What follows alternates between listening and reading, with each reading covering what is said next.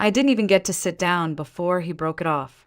The cafe was crowded, soft jazz playing from the overhead speakers, the scent of espresso and expensive desserts hanging in the air. I had barely taken 2 steps toward the table when Jason looked up from his untouched cappuccino and said, "We need to talk." My stomach dropped. I remember the way his voice sounded, flat, almost rehearsed. I sat anyway, my palms already damp. "What's going on?" I asked, forcing a smile. "Is this about the caterer?" He didn't answer that. Instead, he reached into his coat pocket and placed a small velvet box on the table, not to give it to me, but to take something back. "I can't marry you, Emily," he said. Just like that. 7 words that carved through me sharper than any scalpel I'd ever held. "What?" I whispered. He leaned back in his chair, as if the weight of honesty had finally set him free. "It's not you. It's just we're heading in different directions. I've made connections, important ones. Megan Langley and I were aligned in ways I didn't see before." Megan Langley, daughter of Gregory Langley, the venture capitalist who practically owned half the West Coast's tech startups. My heart began to race. "You're leaving me for her?" "It's not like that," he said, though it clearly was. "This is better for both of us. You deserve someone simpler." He didn't even flinch when I stared at him, stunned and silent, trying to understand how the man I was supposed to marry in 16 days could erase me so cleanly. Then, as if he hadn't gutted me enough, he added, "Also, the ring. It's a family heirloom. My grandmother would be devastated if it left the family." I slipped it off. My hands were shaking, but I did it. I placed it gently on the table between us and said, "Thank you for your honesty."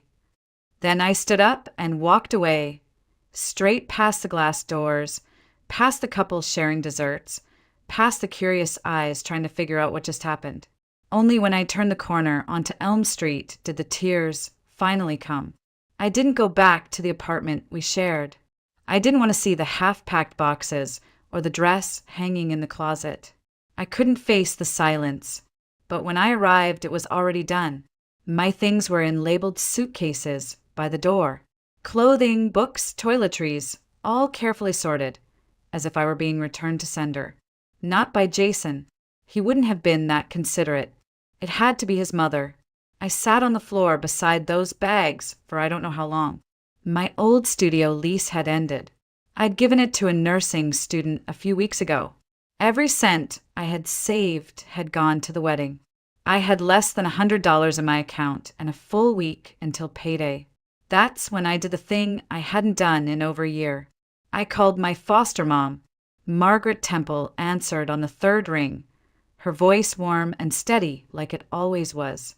"Emily, honey, where have you been? I was about to call you about those shoes we looked at last week." I couldn't even speak. I choked on a sob instead. That was all it took. An hour later, I was curled on her faded plaid couch, cradling a mug of peppermint tea while she smoothed my hair like she used to when I was 13 and broken from yet another placement gone bad. Margaret didn't ask questions. She just placed a thick, knit blanket over my legs and said, "Stay as long as you need. You hear me? I've got space and you've got nothing to prove." That night, I didn't sleep. I lay there on the old pull-out bed in her living room, staring at the ceiling, replaying every detail of that conversation with Jason. His calmness, the way he didn't even hesitate. Had he ever really loved me? Or was I just a placeholder until someone with a last name like Langley showed up? By sunrise, the ache had dulled into something heavier, something like shame. I was supposed to be walking into a new life, a new chapter, a family of my own. Instead, I was back where I'd started. 28 years old, heartbroken, homeless, humiliated. At noon, I showered, dressed, and returned to the hospital as if nothing had happened. Nurses smiled. Some asked about the wedding plans. I smiled back, nodded, leet, because telling the truth felt like it would tear me open all over again. But as I changed into my scrubs and checked my patient assignments, I knew something for sure. I couldn't stay here forever. Not in this town. Not with these memories. Not while Jason Miller and Megan Langley toasted champagne to their bright, aligned future just across the state line, not when I had nowhere else to go and nothing left to lose. 3 days passed. 3 slow, aching days where I went through the motions on the hospital floor while trying to keep my insides from unraveling. I smiled when people asked about the wedding. I said it had been postponed. I said Jason had a business trip come up. I said I was fine. I said too much. But on the 3rd day, while I was checking in 4 line in room 8, Rachel, our blunt, no-nonsense charge nurse, peeked her head in and said, "You still looking for a miracle escape from this place?" I blinked. What?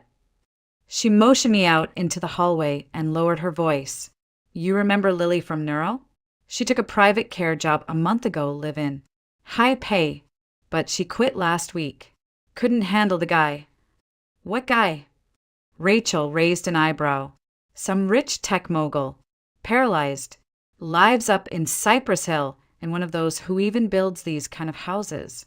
Apparently he's a nightmare." "Sounds amazing. Pays triple what we make here. Live-in suite. Meals included. No roommates. No night shifts. Just one patient." I hesitated. "I'm not a caregiver." "You're a nurse with 5 years of experience," she shot back. "You're more qualified than half the people they've had. And trust me, this guy scares most of them off in under 2 weeks. You're stubborn. That might actually work in your favor." I almost laughed. I wasn't sure what part of me still counted as stubborn. Everything inside me felt cracked. But something in her voice, the word escape. It echoed, loudly. "Do you have a contact?" I asked. 10 minutes later, she handed me a small card with a name written in sharp, elegant cursive. Margaret Temple, estate manager. And beneath it, a number. It took me until midnight to call. I stood in the back alley of Margaret's house in my coat, breathing in cold Montana air, phone shaking in my hand. Margaret Temple picked up on the second ring. "Yes." "This is Emily Carter. I was told there's a position for a live-in nurse." A pause. Then, "Are you available for an interview tomorrow morning at 9? I blinked. "Yes, I can be there." "Bring your credentials and references. The address will be texted shortly. Do not be late." The line went dead. At 4:30 a.m., I boarded the earliest flight out of Helena to San Francisco, connecting to a regional shuttle that climbed the hills of Cyprus until it left the real world behind. Everything felt like a dream I hadn't earned. And then I saw the house. It looked like a modern fortress, glass, steel, and sharp edges woven into the cliffside as if someone had carved a mansion out of sunlight and stone. A long black gate swung open as my cab approached, and for a second, I wanted to tell the driver to turn around. Too late. Margaret Temple met me at the front door. A woman in her 60s, thin as wire, hair pulled into a tight twist, dark blue suit without a wrinkle. She looked me up and down with the precision of someone who had worked in either the military or a hospital. "You're early," she said. "I didn't want to be late." "Good. Follow me." The interview was swift. She glanced over my resume, asked 4 questions, didn't smile once, and finally said, "The position is yours, Miss Carter. The terms are simple. Round-the-clock availability. 2 days off per month. No visitors. Medical knowledge is crucial. Discretion is non-negotiable. Your patient is a complicated man. You will be living on the 2nd floor, adjacent to his suite. Meals and lodging are included. Salary, $12,000 per month, plus performance bonus depending on the condition's progression." I tried not to react. I still remember gripping the arms of the chair to keep from laughing out loud. It was more than triple what I made at the hospital.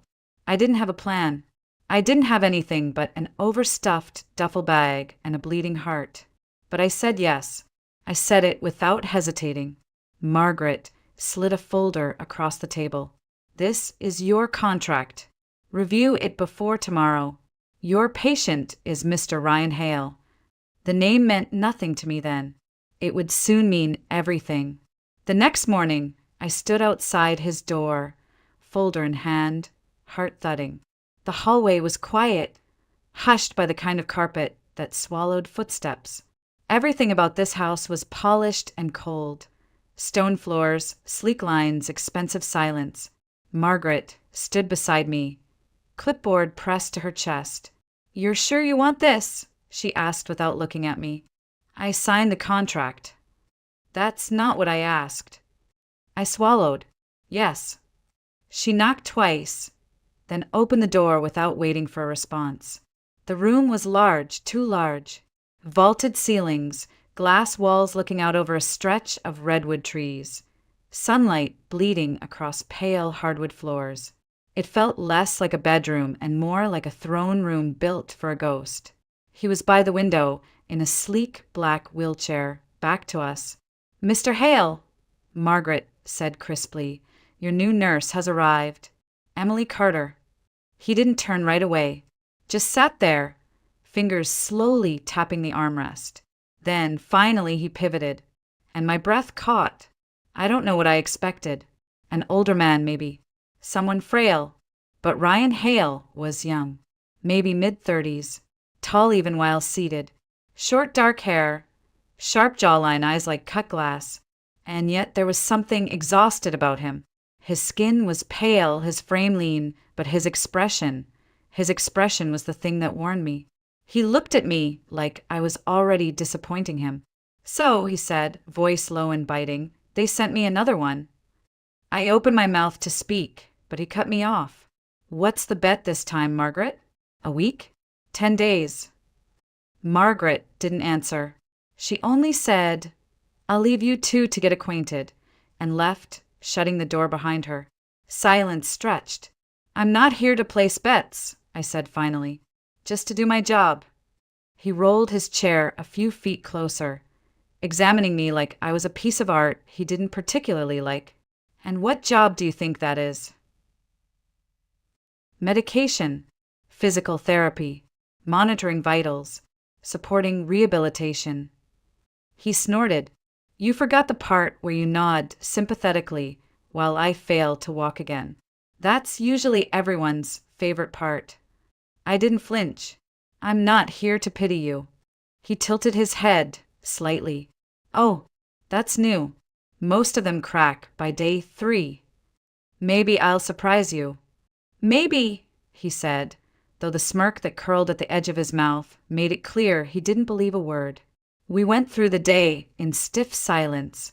I administered medication, reviewed his physical therapy plan, took notes. Ryan kept making Barb comments, testing me, pushing. But I didn't bite. I'd worked with veterans who lost limbs, teenagers who screamed through every injection, mothers who wept through morphine highs. Ryan Hale was not going to scare me. That evening, as I prepped his room for the night, he said suddenly, "You're not what I expected." I looked up from the drawer. "No." "You haven't asked about the accident. I figured you'd tell me if you wanted to." Another pause. Another surprise. "It was a ski trip," he said finally. "Solo. I lost control on a ridge. Woke up in a helicopter. Haven't stood unaided since." I nodded. "Thank you for telling me." He stared at me for a long time. "Why'd you take this job?" "I needed it. Not the money." "Why this job?" I met his eyes. "Because I've been lied to. Because I know what it's like to be thrown away." His expression changed just for a second, like a crack in a wall that shouldn't be there. Then he turned back to the window. "Don't get attached," he said. "I don't do gratitude, and I don't do friendship." "Good," I replied. "I don't do illusions." He didn't say anything after that, but he didn't dismiss me either. It happened on the 5th night. I wasn't supposed to be awake, but the wind outside had been howling since midnight, shaking the windows like some restless ghost couldn't decide whether to come in or stay out. I got up to close the blinds and spotted the light still on in the West Wing gym, an area Ryan rarely allowed anyone into alone. At first, I ignored it. I told myself he probably fell asleep watching TV in there. But something tugged at me, something quiet and instinctive. I slipped on my sweater, padded down the silent hall, and pushed the gym door open just enough to peek through. And what I saw stopped everything. Ryan Hale was standing. Not completely, not unaided. He was gripping a pair of parallel bars, his arms tense with strain, sweat dripping down his temple. His legs trembled beneath him, every muscle taut, but he was doing it. Slowly, determinately, step by painstaking step. My breath caught. He didn't notice me at first, he was too focused, but the soft creak of the door gave me away. He turned, saw me, and his expression shifted instantly from effort to rage. "What the hell are you doing?" he snapped. "I heard something. I thought, get out." "Ryan, now." I didn't move. I couldn't. Not because I was frozen, but because something in my chest had already changed. He wasn't hopeless. He wasn't finished. He was hiding progress. Why? Why are you keeping this a secret? I asked softly, his hands clenched tighter around the bars, knuckles white. Because the minute people see progress, they expect miracles. That's not how healing works. He laughed bitterly. No, but it's how disappointment works. I've already watched people walk away once they realized I wasn't going to magically rise out of the chair and be who I was again. I'm not doing that again. So instead, you pretend there's nothing left? That you've given up? His jaw tightened. You don't get it. I stepped closer, carefully, like approaching a wounded animal. Maybe I do. His eyes locked onto mine, furious, uncertain. I'm not going to tell anyone, I said. But if you let me help you, really help you, we can work toward something better. You don't have to do this alone. Why? He demanded. Why do you care? Because I know what it's like to have your future ripped away and be expected to smile through the pieces. He stared at me, breathing hard, sweat gleaming on his skin. I thought he'd yell again, order me out, threaten to fire me. Instead, he lowered himself slowly back into the chair, silent, exhausted. Finally, he muttered, "Fine." My heart jumped. "We keep this between us," he added. No one knows." "I understand." "And you follow my lead. I say stop, we stop. I say go, you help. That's it." "Agreed." He studied me, eyes still sharp, but something had shifted. Something unspoken. "You're not like the others." I shrugged. "I'm not trying to be." We started the sessions the next morning. Early, quiet, before Margaret stirred, before the sunlight fully warmed the kitchen tiles. Each step he took was agony. Controlled, measured, like fighting gravity with nothing but spite and muscle memory. But he did it, and I was there, not to cheer, not to weep, just to support. One hand steadying the world he didn't want to fall in. It started with a voice. I was organizing the meds cabinet in my room when I heard it. Deep, confident, too smooth. Male, not Ryan, not a house staff member. Curious. I moved quietly toward the main hallway and followed the sound into the west sitting room. There, lounging on the leather couch, was a man in his early 40s, expensive watch glinting in the morning sun, holding a glass of something that wasn't juice. "Ryan, you look like hell," the man laughed. Ryan, across from him, offered a tight smile. "Good to see you too, Eric." That was my introduction to Eric Thorne, Ryan's longtime business partner. The man who, according to Margaret, had stepped up to manage Hale Nexus Technologies after Ryan's accident. Something about him made my skin crawl. Maybe it was the way he looked at Ryan like he was still measuring his worth. Or maybe it was how his eyes landed on me when I walked in with the tea tray. Slow, assessing, invasive. "This the new one?" he asked. "Emily Carter," I said evenly, setting down the tray. "She any better than the last three?" Eric quipped, sipping his drink. "She's not here to entertain you," Ryan replied coldly. "She's my nurse." The conversation turned to business. Mergers, investor tensions, government contracts. I tried to stay invisible, but one word froze me where I stood. "Langley." Eric leaned in, lowering his voice. Laura says her father's ready to push the funds through. We just need the control package transferred to the shell. Langley Capital will absorb it. He's got contacts in the tech board. Easy in. Ryan didn't respond. He stared out the window, knuckles tight against the armrest. I've already prepped the docs, Eric continued. We just need your signature. Later, Ryan said. I'll look them over. You've been saying that for weeks. If we wait much longer, the opportunity closes. Ryan didn't answer. My pulse thundered in my ears. I slipped out of the room before either of them noticed. I was still standing there. Langley. Laura Langley.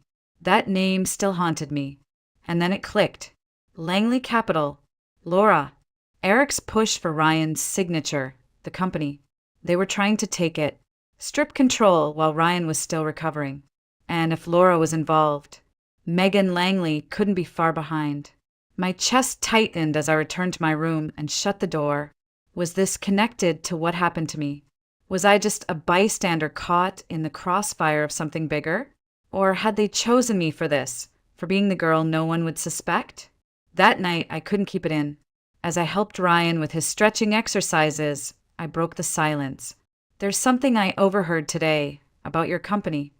He didn't look at me. Go on. I told him everything verbatim.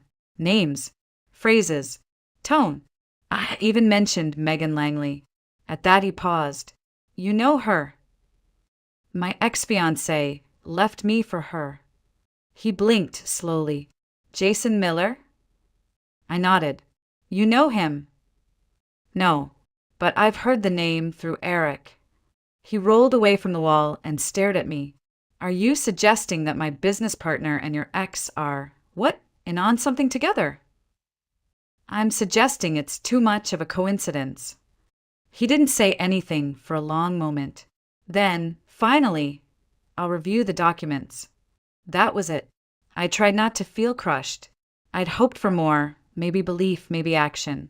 But instead, Ryan returned to silence, like everything I said had gone straight into a void. That night, I paced my room like a cage thing. Was I wrong? Was I imagining shadows? Or worse, was I right and no one would believe me? The next morning, he knocked on my door. He never knocked. When I opened it, Ryan sat in his wheelchair, a folder in his lap. You were right, he said. Langley Capital isn't just investing. The paperwork transfers decision-making rights and ownership to a holding company Eric formed 2 months ago, hidden under layers. My breath caught. I want you to help me stop them.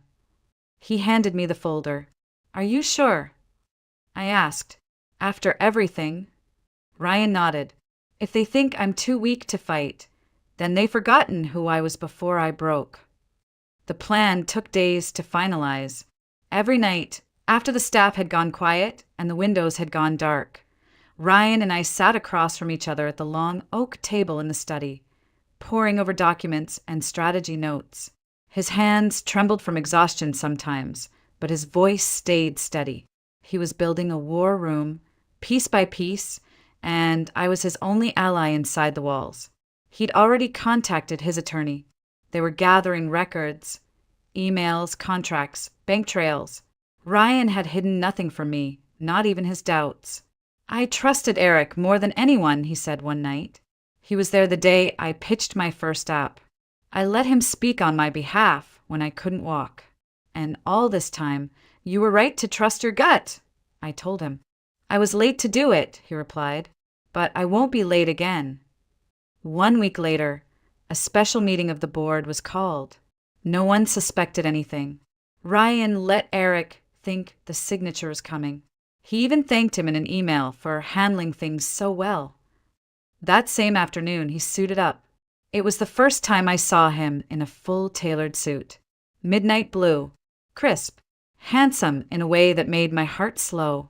His body was still weak, but something about the way he moved, proud, upright, made the air in the room shift. He practiced walking to the conference table with a cane. Just 10 steps, then 15, then 20. I want them to see it, he said, with their own eyes. The day of the meeting, we arrived 15 minutes early. The building was all glass and chrome and too much silence. Heads turned as we entered. Ryan, walking beside me, jaw set, steps measured but firm. Shock rippled through the halls like an electric current. In the boardroom, Eric sat at the head of the table. Laura was there too, in a dove-gray suit, legs crossed, lips painted like war. And beside her, Jason. He looked smaller than I remembered. Still handsome, still smug, but less polished now, like something borrowed that hadn't been returned quite right. When Ryan stepped into the room, cane in hand, the silence snapped. "You're walking," Eric said. "Not perfectly," Ryan replied, "but enough." He didn't sit at the far end. He walked directly to the head of the table, paused, and looked Eric dead in the eyes. "This meeting is now under my authority," he said calmly, "and I'll begin with this." He placed a folder on the table and flipped it open. The room watched as he laid out every forged trail, every backdoor clause, every proof of Eric's attempt to hand control of Hale Nexus Technologies to a private shell company owned by Langley Capital. Laura didn't flinch. Jason shifted uncomfortably. Eric's face slowly drained of color. "You can't prove intent," Eric muttered. "I don't have to," Ryan replied. "I only have to prove breach of fiduciary duty, which I just did." The board stirred. The general counsel stood. "Mr. Hale, would you like to request an immediate vote of no confidence?" "I would," Ryan said. "Effective immediately." Chaos erupted. Laura rose first, her heels clicking like gunshots. "You don't know who you're messing with, Ryan." "Oh, I do," he said softly. "A woman who hides behind her father's name, and a man who sells out everything for a shortcut." She scoffed. "And your nurse?" "What? She's your co-founder now." Ryan turned to look at me. "She's the reason I'm standing here at all." Jason looked away. The board voted. It was unanimous. Eric was removed. The contracts nullified. Control reverted. When it was done and the room cleared out, Ryan and I stayed behind. Alone. He leaned on his cane, breathing hard, but his eyes shone. "You did it," I whispered. "No," he said. "We did." And then just for a second he smiled, wide and full and real. And I realized something I hadn't let myself believe until that moment. He wasn't the only one who'd taken his first steps that day. Weeks passed. The mansion no longer felt like a mausoleum. The windows were open more often. Light poured into the halls, and even the garden, once dry and overgrown, breathed again. Ryan still had hard days, still limped, still had to brace against pain. But the bitterness that used to trail behind every step had started to lift. So had mine. The wedding I never had, I stopped mourning it. The name I almost took, I let it go. Slowly, I began seeing myself as more than just someone who'd been discarded. I started reading again, running short laps on the private trail behind the house, laughing without guilt. Ryan made it a point to cook one night a week, even though he burned rice and cursed at the stove like it owed him something. I let him. I sat at the kitchen island, legs curled up, smiling at his frustration. That was our ritual, small, unspoken, but ours. One night he handed me a dish I couldn't identify and said, "If this kills you, I want it on record I tried." "You'll get the company in the will," I deadpanned. He paused. "Actually, no." I looked up. "I transferred it to a trust," he said. "One that includes you." I blinked. "What?" "I'm not giving you the company," he said gently. "But I want you to know I built something better with you than I ever did with anyone else. And I want you to be part of what's next." I stared at him. "Ryan!" He reached into his pocket and pulled out a small black box. "Before you say anything," he said quickly, "you don't have to answer today, or even this year. I know I'm still learning how to be a person again, and I know you didn't sign up for this." He opened the box. Inside was a ring, simple, gold, one tiny sapphire in the middle. "But I'd like to ask anyway," he said, voice low. "Will you consider walking this road with me? Not because I need saving, but because with you I remember who I am. I didn't cry. I thought I might. But instead I felt something else, something steady. A sense of arrival. Like I'd walked through the darkest part of the forest and found not a castle, but a clearing. A quiet place to breathe again. I took the ring, slid it onto my finger. I'm not saying yes, I whispered, smiling. But I'm not saying no. He laughed. That sounds exactly like you. We didn't rush. There were no grand announcements. No headlines. Just more mornings. More progress. He walked half a mile on his own the following month. I passed my certification to open my own private practice. We hired more staff. I stayed in the house, but it no longer felt like his. It felt like ours.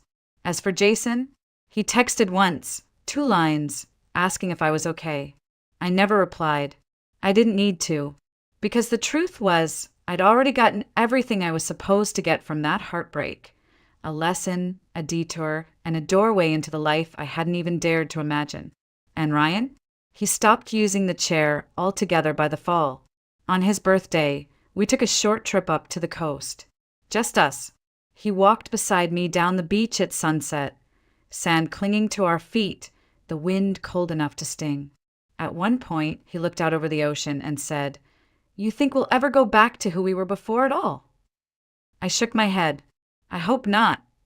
He turned to me, and I added, because who we became is better. He didn't respond. He just reached for my hand and didn't let go.